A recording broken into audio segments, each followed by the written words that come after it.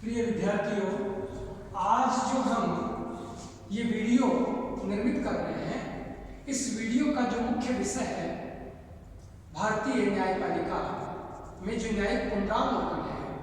उसके सिद्धांतों को, उसकी शक्ति को हमने इससे पूर्व वीडियो में अध्ययन किया था। इस वीडियो में हम न्यायिक पुनरावलोकन की आलोचना एवं महत्व पर चर्चा करेंगे, क्योंकि विभिन्न प्रकार के जो विचारक हैं,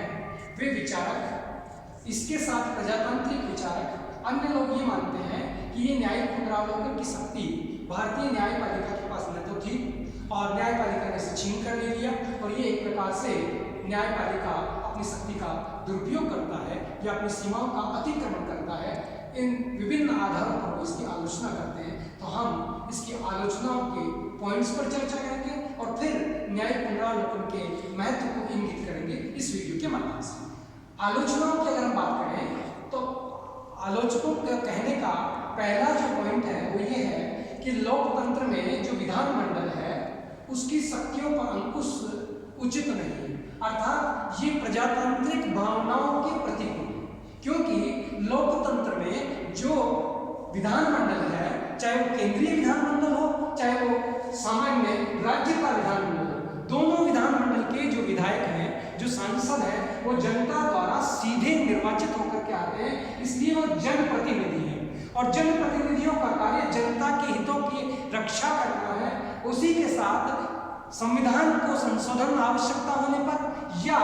नए कानून निर्माण का उनका महत्वपूर्ण कार्य है और वो जनता के हित में कानून बनाएंगे और वही कानून विधानमंडल का जो मुख्य कार्य भी है, जो संविधान द्वारा प्रदत्त है, नए कानूनों का आवश्यकतानुसार निर्माण करना। तो जब जनता के चुने हुए प्रतिनिधि, जनप्रतिनिधि कोई कानून बनाते हैं और उस कानून को अगर सर्वोच्च न्यायालय या उच्च न्यायालय रिजेक्ट कर देता है, अवैध घोषित कर देता है, तो ये अवैध घोषित किया जाना लोकतांत्रिक दृष्टि से उचित नहीं है, क्योंकि न्यायाधीश की जो भी पीठ होगी, 2 व्यक्ति, 5 व्यक्ति, 10 व्यक्ति, अधिक से अधिक, आज तक भारत के न्यायालय में 12 सदस्यों से अधिक की पीठ नहीं बैठी है, तो 10 व्यक्तियों की पीठ भी नहीं बैठती है, 5 व्यक्तियों से ज्यादा नहीं होते, तो कहाँ 5 व्यक्तियों द्वारा बनाए गए कानून को रिजेक्ट किया जा रहा है, रद्द किया जा रहा है, अवैध घोषित किया जा रहा है। और जहां 545 सांसद,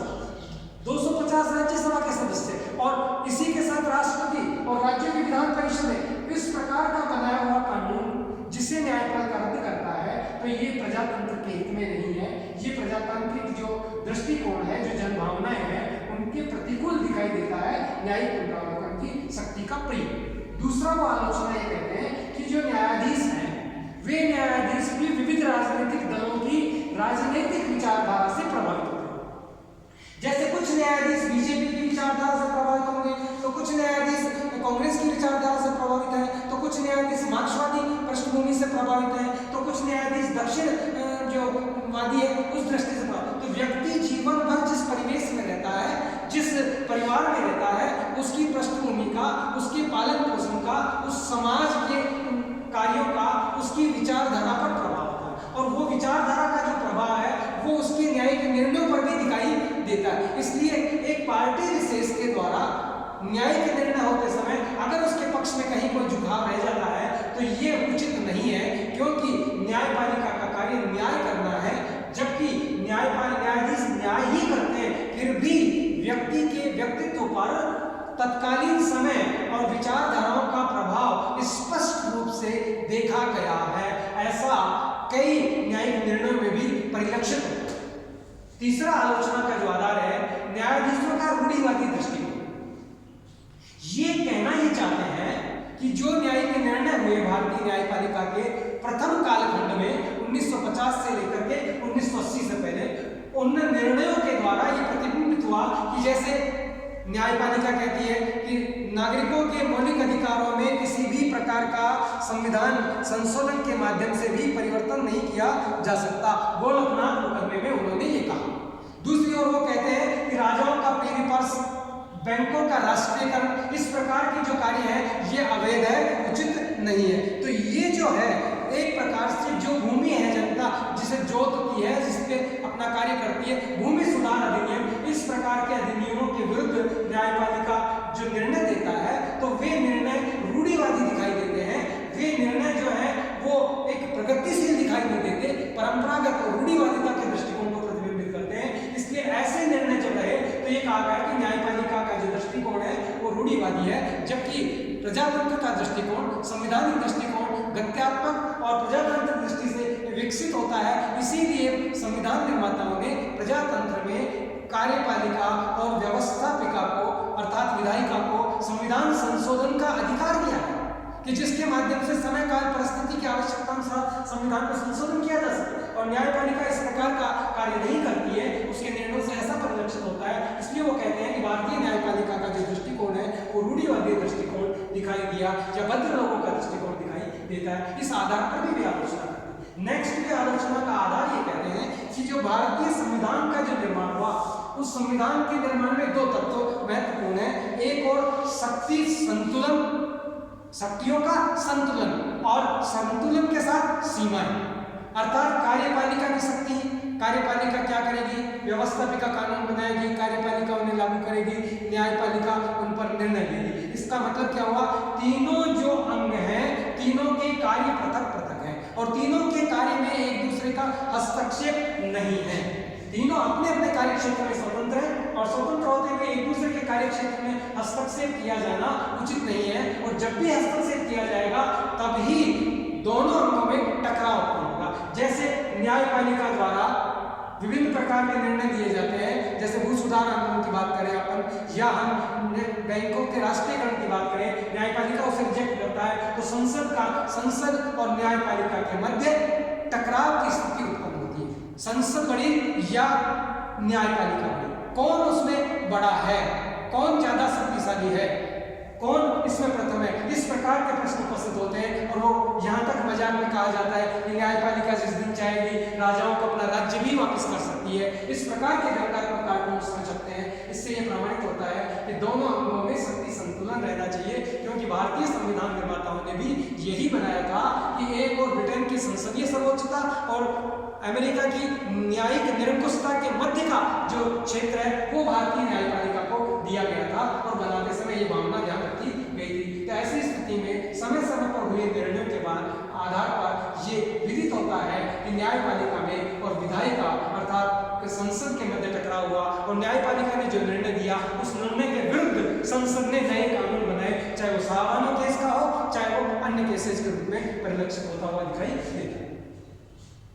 फिर आलोचना का आधार कहते हैं न्यायिक निर्णयों में समरूपता का अभाव, अर्थात न्यायपालिका समय समय पर अपने निर्णय को पुनरावृत्त करती है, समीक्षा करती है और समीक्षा के माध्यम से वो अपने निर्णय बदल देती है। जैसे गोलकनाथ मुकदमे में तो न्यायपालिका ने अपने निर्णय को बदल दिया। केशवानंद भारती ने कहा कि न्यायपालिका कह रही है कि केशवानंद भारती मुकदमे में 71 में गोलकनाथ मुकदमे के निर्णय को बदलते हुए कि संसद नागरिकों के मौलिक अधिकारों में भी संशोधन कर सकती है, संविधान के मूलभूत ढांचे में परिवर्तन नहीं किया जा सकता, नागरिकों के मौलिक अधिकारों को समाप्त नहीं किया जा सकता, आवश्यकतानुसार नीति निर्देश तत्वों को लागू करने में सामाजिक न्याय की प्रतिस्थापना करने के लिए संशोधित कर सकते। तो एक और आप कहते हो संशोधन नहीं किया जा सकता, दूसरे निर्णय में आप कह देते हो संशोधन किया जा सकता है। इसका मतलब जो न्यायपालिका के निर्णय रहे वो निर्णय समरूप नहीं है, हमेशा समान नहीं रहे, कभी बदल जाते हैं और उसका रूप बदलते ही उसकी व्याख्या और व्यवस्थाएं बदल जाती है। इस प्रकार से एक और जो आरोप है वो यही महत्वपूर्ण आरोप है कि हर अंग अपनी सीमाओं के मध्य रहे और न्यायपालिका के ऊपर यह आरोप है कि न्यायपालिका ने अपनी सीमाओं का अतिक्रमण किया है और उस अतिक्रमण का परिणाम दोनों के मध्य टकराव की स्थिति उत्पन्न होता है। और वो ये कहते हैं कि न्यायपालिका में न्यायाधीशों के द्वारा लिया जाने वाला जो निर्णय है वो निर्णय एक बहुत ही सीमित, एक पक्षीय और कम सदस्यों का निर्णय है, जबकि लोकतंत्र में जनता के द्वारा चुनी हुई सरकार जो है उसके द्वारा किया गया निर्णय बहुमत का निर्णय है, वो ज्यादा महत्वपूर्ण हो सकता है, उसे परिवर्तन करने का अधिकार दिया गया है। इसलिए न्यायिक पुनरावलोकन का अधिकार उचित नहीं है। ये एक प्रकार से न्यायपालिका के पास ऐसी दंडात्मक शक्ति दे देता है जिस दंडात्मक शक्ति के परिणाम स्वरूप जो व्यवस्थापिका है उसके अधिकारों को एक अंकुश लगा दिया जाता है, उसको रोक दिया जाता है, जो प्रजातांत्रिक दृष्टि से उचित नहीं माना जा सकता। अब हम इसकी आलोचनाओं के पश्चात एक पॉइंट पर आते हैं कि इसकी इंपॉर्टेंस क्या है न्यायिक पुनरावलोकन के दिखाने। पहली बात मैं आपको बताऊं कि न्यायिक पुनरावलोकन का जो अधिकार है ये भारत में संवैधानिक रूप से प्राप्त है। संविधान के विभिन्न अनुच्छेद, जैसे मैंने इससे पूर्व वाले वीडियो आप देखेंगे तो पाएंगे कि अनुच्छेद 13 में, अनुच्छेद 32 में, अनुच्छेद 131 में, अर्थात संवैधानिक रूप से न्यायपालिका को न्यायिक पुनरावलोकन का अधिकार अप्रत्यक्ष रूप में अनुच्छेदों के माध्यम से प्राप्त है। और भारत का संविधान एक लिखित संविधान है, और जहां भी लिखित संविधान होगा उसमें जो शब्द लिखे जाते हैं वे शब्द कई बार अस्पष्ट होते हैं, वे उलझन भरे होते हैं। उस शब्दावली का जो प्रयोग होता है वो तत्कालीन समय के लिए किया जाता है कि हाँ ये ठीक है, और जब आवश्यकता आती है तो उसकी स्पष्टीकरण की आवश्यकता होती है, और उस संवैधानिक शब्दावली के स्पष्टीकरण के लिए, उस उलझन को दूर करने के लिए न्यायपालिका का होना और न्यायपालिका के पास न्यायिक पुनरावलोकन की शक्ति होना अति आवश्यक है। इसलिए इसका महत्व है कि न्यायिक पुनरावलोकन शक्ति न्यायपालिका के पास संवैधानिक है और उसने सही और संतुलित रूप से उसका उपयोग किया है। ऐसे ही जो संघात्मक शासन व्यवस्था जहाँ होती है, भारत भी एक संघात्मक शासन व्यवस्था वाला देश है जिसमें केंद्र और राज्यों के मध्य शक्तियों का बंटवारा होता है, और जहाँ शक्तियों का बंटवारा होता है वह हर अंग अपने स्वतंत्र और मुक्त रूप से कार्य करता है अपने क्षेत्र में, और जब कोई भी अंग उसके विपरीत कोई कानून बनाता है या उनकी सीमाओं का अतिक्रमण करता है तो उनमें विवाद होता है, और उस विवादों का निर्णय करने का अधिकार सर्वोच्च न्यायालय को दिया गया है अनुच्छेद 131 के तहत। और ये विवादों का निर्णय करने के लिए ही न्यायिक पुनरावलोकन की शक्ति आवश्यक है। किसी कानून को वैध करना या अवैध घोषित करना ये अति महत्वपूर्ण बन जाता है, क्योंकि न्यायपालिका जो है नागरिकों के मौलिक अधिकारों की रक्षा का कार्य करता है, और रक्षा का कार्य करने के लिए जो उनके अधिकारों का अतिक्रमण करता है उस कानून को अगर वह अवैध घोषित नहीं करेगा, उसके पास अवैध घोषित करने की शक्ति नहीं होगी, न्यायिक पुनरावलोकन की शक्ति नहीं होगी, तो संविधान की रक्षा भी नहीं होगी, नए नागरिकों के नागरिक अधिकारों की, मौलिक अधिकारों की रक्षा होगी। भारतीय न्यायपालिका ने तो ये भी डिसाइड कर दिया है कि जो न्यायिक पुनरावलोकन का अधिकार है ये संविधान का मूलभूत ढांचा है, इसमें संसद परिवर्तन नहीं कर सकती। अब हम आगे देखें तो मान लीजिए न्यायालय द्वारा जब संविधान की व्याख्या करने का प्रश्न आता है तो संविधान की व्याख्या एक और संसद करे और दूसरी ओर न्यायपालिका करे, तो दोनों के द्वारा जब संविधान की व्याख्या की जाएगी तो उस व्याख्या के मध्य जो महत्वपूर्ण बिंदु है वो ये है कि संसद अगर व्याख्या करती है तो संसद के सदस्य की संख्या अधिक है, इसलिए उस पर, और सांसद जितने हैं वे सारे विधि के जानकार नहीं है, और ऐसी स्थिति में दलगत राजनीति से बंधे हुए हैं और जन भावनाओं से प्रभावित होते हैं, इसलिए भावनाओं के उद्वेग में भी वे व्याख्या गलत कर सकते हैं। अगर सही व्याख्या आपको चाहिए और सही रूप से कानून की व्याख्या हो, विधि की व्याख्या हो, तो न्यायपालिका विधि की स्पष्ट और निष्पक्ष व्याख्या करने के लिए एकाधिकार रखता है, और ऐसी सोच भी है और ये विश्वास भी है कि न्यायपालिका न्यायालय व्याख्या उचित करेगा, सही करेगा, निष्पक्ष करेगा, इसलिए भी न्यायिक पुनरावलोकन का महत्व दिखाई देता है। न्यायिक निर्णय को अगर हम देखें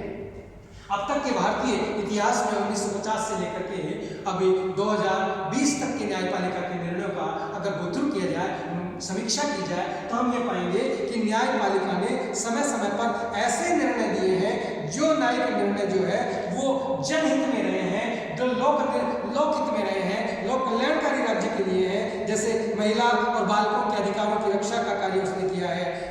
मजदूरों को वेतन देने का काम किया है, मंदिरों में प्रवेश के लिए ST SC अर्थात सभी जाति के लोगों को समानता का अधिकार दिया है, निःशुल्क कानूनी सहायता, जो गरीब व्यक्ति कानून की फीस जमा नहीं कर सकता, वकील की फीस नहीं दे सकता, वो न्याय क्या प्राप्त कर सकता है, उसे निःशुल्क न्याय अपने न्यायाधीश के माध्यम से उसे वकील प्रदान किया जाना, ये निर्णय हुए हैं। पर्यावरण संरक्षण के निर्णय दिखाई देते हैं। इस प्रकार से हम कह सकते हैं बंधुआ मजदूरों के निर्णय दिखाई देते हैं। तो ये निर्णय एक प्रकार से जनहित के रूप में निर्णय हुए हैं, संविधान की रक्षा के हित में निर्णय हुए हैं, और ये कहा जा सकता है कि न्यायिक निर्णयों का अगर योगदान देखा जाए तो भारतीय संविधान, भारतीय प्रजातंत्र और जनता के हित में न्यायपालिका ने संतुलित निर्णय दिए हैं। और उन निर्णयों के माध्यम से महत्वपूर्ण बात अगर हम देखें तो हम ये कहेंगे संविधान एक महज दस्तावेज नहीं है, एक कानूनी पुस्तक नहीं है, ये मानवीय न्याय शास्त्र भी है। इसलिए मानवता के प्रति न्याय करना, नागरिकों का हित करना, संविधान का बनाए रखना आवश्यक है।